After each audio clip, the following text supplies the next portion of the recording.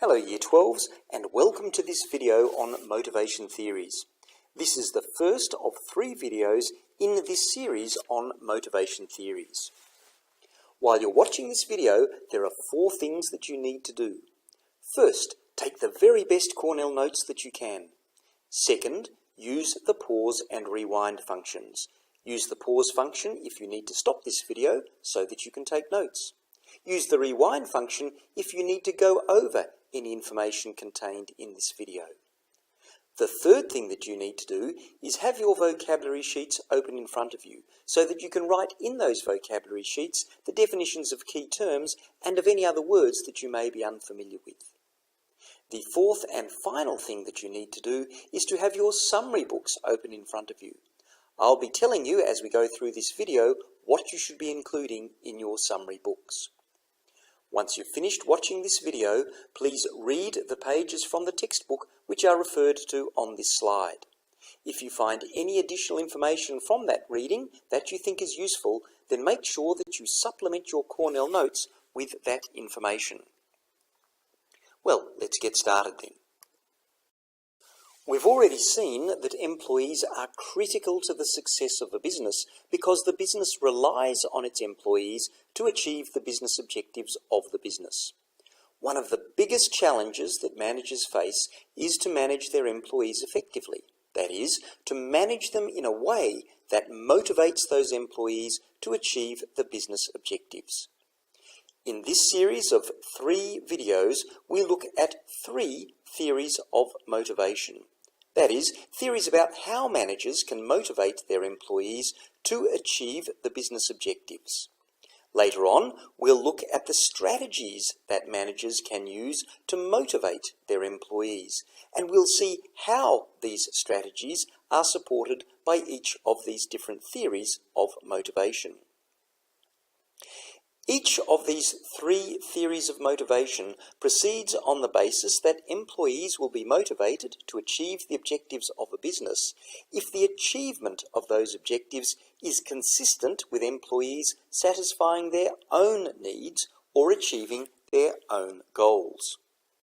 Put another way, the key to a business achieving its business objectives is to align the individual goals of each employee with the business objectives of the business, so that by achieving their own individual goals, each employee of the business will be contributing to the achievement of the business objectives of the business. The difference between the 3 theories of motivation that we'll be looking at is in their conception of what motivates employees. This then brings us to the learning intentions for this series of 3 videos. The first learning intention is that you should be able to explain the key principles of 3 theories of motivation. These 3 theories are Maslow's hierarchy of needs, Locke and Latham's goal-setting theory, and Lawrence and Naraya's 4-drive theory. These key principles will be explained in this series of 3 videos.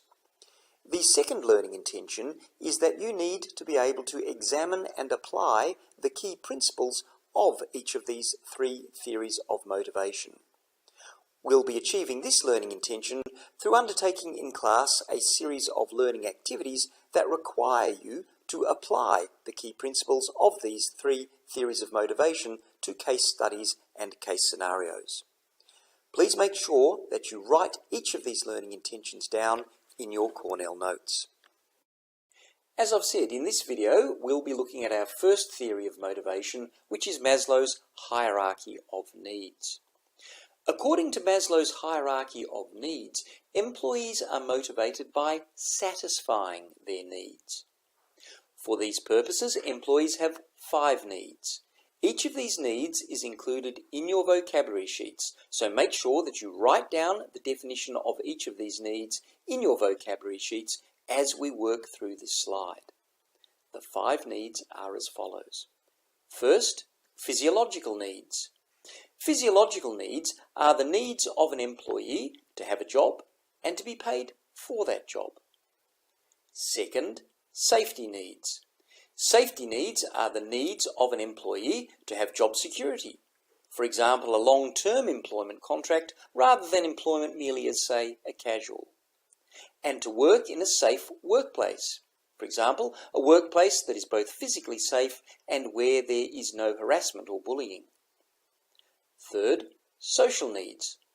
Social needs are the needs of an employee to work in a friendly and social environment where employees respect each other, work together in teams, and engage in social activities as well as work activities. For example, by celebrating birthdays or by having a Christmas party each year.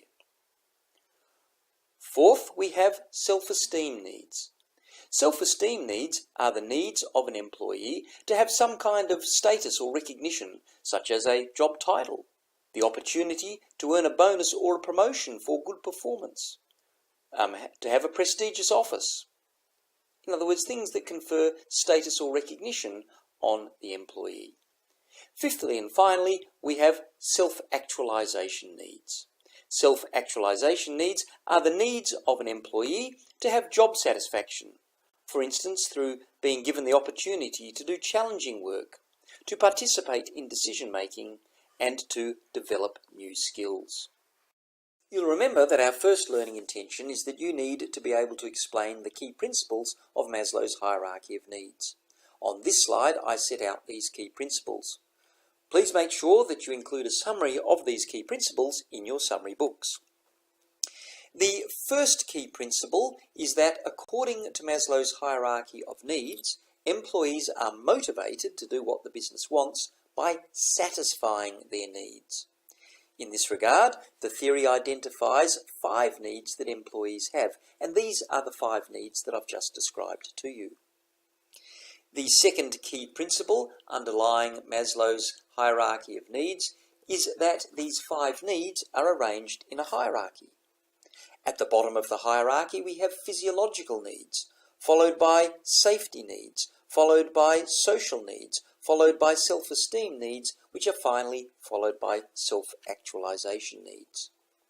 According to the theory, a lower need in the hierarchy must be satisfied before a higher need in the hierarchy. Once the lower need has been satisfied, it ceases to be a motivator for the employee, and the employee is instead motivated by the desire to achieve the higher need. So, initially, an employee is motivated to do what the business wants by being given the opportunity to satisfy their physiological needs. That is, by being given the opportunity to get a job and be paid for that job. Once these physiological needs have been satisfied, that is, once the employee has got a paying job in the business, then the employee is no longer motivated to do what the business wants by being given a paying job. This is because the employee already has a paying job. Instead, the employee is now motivated to do what the business wants by being given the opportunity to satisfy the next level of their needs, which is their safety needs. What this means is that the employee is now going to be motivated by being given the opportunity to obtain job security and to work in a safe working environment.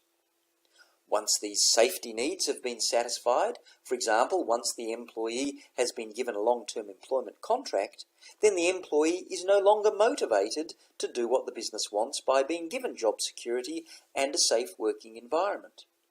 This is because the employee already has a secure job and a safe working environment.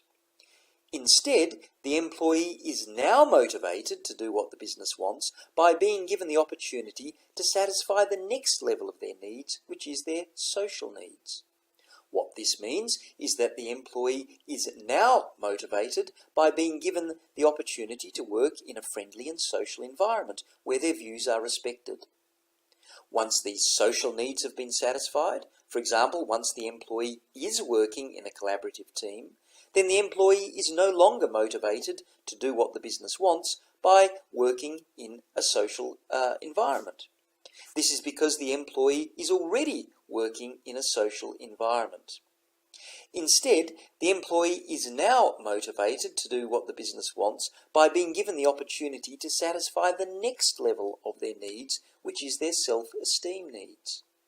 What this means is that the employee will now be motivated by the opportunity to be given a promotion, or a bonus, or a title, or a large office in recognition of the contribution that they have made to the business. Once these self-esteem needs have been satisfied, for example, once the employee has a career path and pay or other perks that reflect their status, then the employee is no longer motivated to do what the business wants by being given the opportunity to achieve status and recognition within the business. This is because the employee has now achieved that status and recognition. Instead, the employee is now motivated to do what the business wants by being given the opportunity to satisfy the next level of their needs, which is their self-actualization needs. What this means is that the employee will now be motivated by the opportunity to do challenging work, to participate in decision-making, and to develop their skills and potential. The third key principle of Maslow's hierarchy of needs, then, is that the focus is on the individual employee. According to the theory, each employee is motivated by different needs, depending on where they are at on the hierarchy. This in turn leads to the fourth key principle underlying Maslow's hierarchy of needs, which is that the challenge for the manager is to identify where each employee is on the hierarchy of needs. This is necessary so that the manager can work out an effective strategy to motivate that employee. For example, if an employee's physiological needs and safety needs have been satisfied, but their social needs have not yet been satisfied, then the manager will need to work out a strategy that gives the employee the opportunity to satisfy their social needs by doing what the business wants. So, for example, the manager might motivate the employee to work harder for the business by telling the employee that if they work hard, then the employee will be given the opportunity to join a team to work on a particularly important project where they get a chance to work cooperatively with other team members and to have input into the implementation of that project. This will motivate the employee to work hard for the business. On the other hand, if the employee's social needs have already been met and the employee is now motivated by their self-esteem needs, then giving the employee an opportunity to work in a team, if they work hard for the business, will not motivate the employee to work hard for the business. In these circumstances, the appropriate strategy would be to motivate the employee to work hard for the business by holding out the prospect of the employee receiving a bonus or a promotion for their hard work. Now, this highlights a potential disadvantage of applying Maslow's hierarchy of needs. It can be difficult and time-consuming for a manager to determine where each employee is on the hierarchy of needs at any particular point in time, and it can also be difficult and time-consuming for the manager to put in place motivation strategies that are effective for each employee and their individual needs. This brings us to the end of this video. You should now be able to explain the key principles of Maslow's hierarchy of needs. Insofar as the second learning intention is concerned, which requires you to be able to examine and apply the key principles of Maslow's hierarchy of needs, you'll be achieving this learning intention through completing the learning activities that we will be doing in class. Don't forget to read the pages of the textbook referred to on the first slide, and if you find any additional useful information from that reading, please supplement your Cornell notes with that additional information. Thank you for your attention.